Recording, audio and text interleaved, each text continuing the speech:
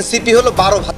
আজীবন বঙ্গবন্ধুরে বাপ ডাইকা এখন আওয়ামী লীগের বিরুদ্ধে সারা চটং কথা বলে। আওয়ামী লীগ তারা যখন রিস্টোর করবে ওই দিন তারা রক্তের হোলি খেলা খেলবে। যে শেখ হাসিনাকে ভালোবাসে, শেখ মুজিবকে ভালোবাসে, যে কমফোর্ট ফিল করে জয় বাংলা বলতে, ও পিঠ বাঁচানোর জন্য সাময়িক এনসিপি করতে পারে। এনসিপি এই বাড়িরা বলে যে আওয়ামী লীগের টাকায় বিএনপি রাজনীতি করে। এই 12 ভাতারিরা সব জায়গায় হাতায় খাইছে।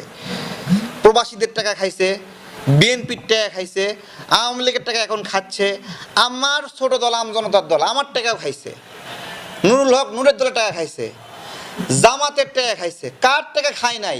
এই 12 ভাতারি বলে বিএনপি নাকি আওয়ামী লীগের টাকায় চলে। এদের মতো নির্লজ্জ এবং বেহায়া কেউ আছে? হ্যাঁ, জামাতের কাছ থেকে গাড়ি নিয়ে বলে জামাত নেতা তারে গাড়ি দিছে।